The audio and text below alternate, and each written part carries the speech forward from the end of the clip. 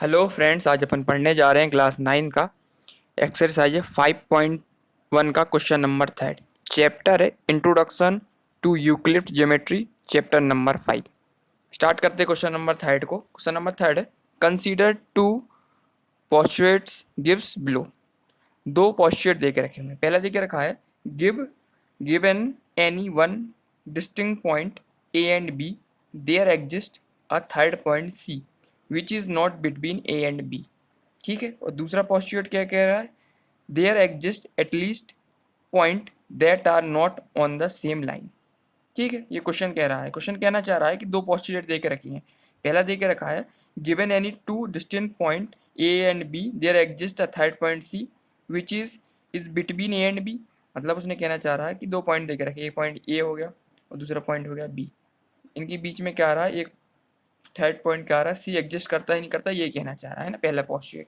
और दूसरा कहना चाह रहा there exist at least point that are not on the same line. का ये पॉइंट जो थ्री देकर रखा कि एग्जिस्ट करता है कि नहीं करता इसके बारे में। ठीक है, दूसरा पोस्टुलेट ये कहना चाह रहा है। ठीक है, तो और साथ साथ ने कुछ क्वेश्चन दे के रखे हैं। पहला क्वेश्चन इसमें क्या दे के रखा जिसके अपन को आंसर देने हैं, do these postulate containing any undefined term. जिसमें पूछा है जो पोस्टुलेट दे के रखे हैं इसमें कोई अनडिफाइंड टर्म है कि नहीं है। और दूसरा क्वेश्चन इसमें करता है आर दीज पोस्टुलेट्स कंसिस्टेंट, क्या दीज पोस्टुलेट दे के रखे हैं कंसिस्टेंस है कि नहीं है। और तीसरा क्वेश्चन इसमें है do they follow from Euclid postulate, क्या जो पोस्टुलेट दे के रखे हैं क्या ये यूक्लिड के पोस्टुलेट है और इसको एक्सप्लेन करना है।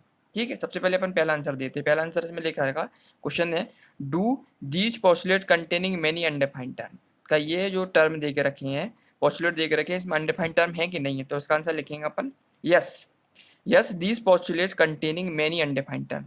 मेनी अनडिफाइंड टर्म मतलब बहुत सारे अनडिफाइंड टर्म, जैसे लाइन के बारे में नहीं पता, पॉइंट के बारे में नहीं पता है ना, इसके बारे में नहीं दे के रखा हुआ है। तो पहले का आंसर अपन इतना ही लिख देंगे। क्वेश्चन आएगा do these postulate containing any undefined term, तो इसका आंसर लिखेंगे yes these postulate containing many undefined term. Example के लिए लिख देंगे इसमें, जैसे क्या लिख देंगे अपना, लाइन हो गया, लाइन का नहीं पता, एंड एंगल हो गया है ना, लाइन एंगल एंड पॉइंट्स इसके बारे में भी नहीं पता, तीनों चीज नहीं डिफाइन कर रहा है, ये पता ही नहीं चल रहा है क्या कहना चाह रहा है। ठीक है, इसके बाद है दूसरा question are these postulate consistent, क्या ये पोस्टुलेट दे के रखा है कंसिस्टेंस है, तो उसमें लिखेंगे यस।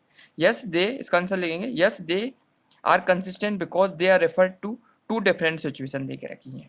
ये कंसिस्टेंट क्यों है, क्योंकि जो पोस्टुलेट दे के रखी है इसमें क्या कंडीशन दोनों डिफरेंट है। पहली कंडीशन में क्या कह रहा है कि ए और बी टू पॉइंट देख रहा है, उसके बीच में एक थर्ड पॉइंट एडजस्ट करता है, तो पहली कंडीशन है ना कंसिस्टेंट है। और दूसरा कह रहा है there exist at least point that are not on the same plane, क्या जो पॉइंट देकर रखा है कि सेम प्लेन में होना चाहिए नहीं होना चाहिए ना कुछ कहना चाह रहा है ये, इसलिए ये क्या है कंसिस्टेंस है।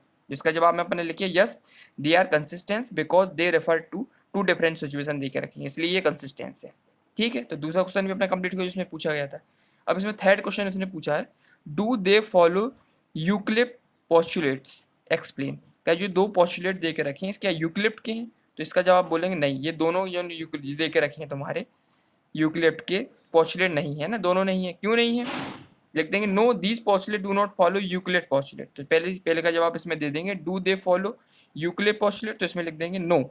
No these postulate do not follow Euclid postulate, ये यूक्लिड की पोस्टुलेट नहीं है ना, दोनों दे के रखे हुए हैं नहीं है ना, नो लिख देंगे। और फिर साथ साथ में क्वेश्चन कहना चाह रहा है कि एक्सप्लेन करो उसको, क्यों कहना चाह रहा है, तो एक्सप्लेन करने के लिए अपन लिखेंगे दे फॉलो एन एग्जाम, ये एक प्रकार का क्या है एग्जाम दे के रखे हुए ना, अपने 7 एग्जाम पढ़े थे और 5 पोस्टुलेट पढ़े थे, तो जो जो दो ये दे के रखे ना ये बेसिकली क्या दे के रखी है एग्जाम दे के रखे हुए ना कि पोस्टुलेट दे के रखे हैं है ना। तो they follow an axiom given two distinct point there is a unique line that passing through them, मतलब जो पहला पोस्टुलेट कहना चाह रहा है कि दो पॉइंट के बीच में क्या आ रहा है, एक यूनिक लाइन पास हो रही नहीं हो रही इनके बीच में, देखो ए से लेके बी तक, ये अपन ने किसमें पढ़ा था पोस्टुलेट में पढ़ा हुआ, एक्सियोम में पढ़ा हुआ था ना।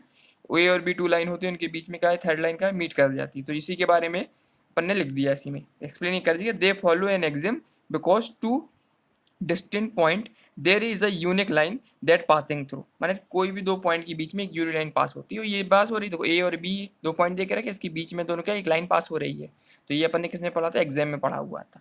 तो बस क्वेश्चन नंबर थर्ड था ये अपना कंप्लीट हो गया, इसको एक बार रिवीजन कर लेते हैं।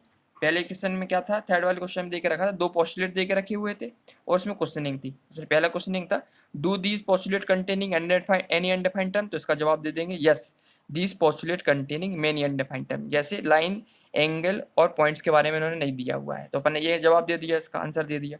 नेक्स्ट क्वेश्चन इसमें था, आर दीज पोस्टुलेट कंसिस्टेंट, जो पोस्टुलेट देख रहे हैं कंसिस्टेंट है कि नहीं, तो लिख देंगे yes, yes they are consistent because they refer to two different situation. जो पोस्टुलेट दे के रखे हैं ये कंसिस्टेंट है क्योंकि इनकी जो दो सिचुएशन दे के रखी है, पहली की डिफरेंट सिचुएशन है और दूसरी की डिफरेंट सिचुएशन है ना, दोनों की डिफरेंट सिचुएशन, इसलिए क्या कंसिस्टेंस है।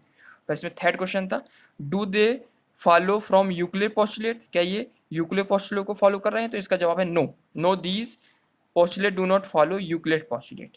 फिर उसने पूछा एक्सप्लेन करने के लिए, तो इसका जवाब क्या लिखा अपन ने, दे फॉलो एन एग्जाम, ये किसको फॉलो करते हैं, एग्जाम को फॉलो करेंगे, अपने 7 एग्जाम पढ़े हैं, एग्जाम को फॉलो कर रहे हैं।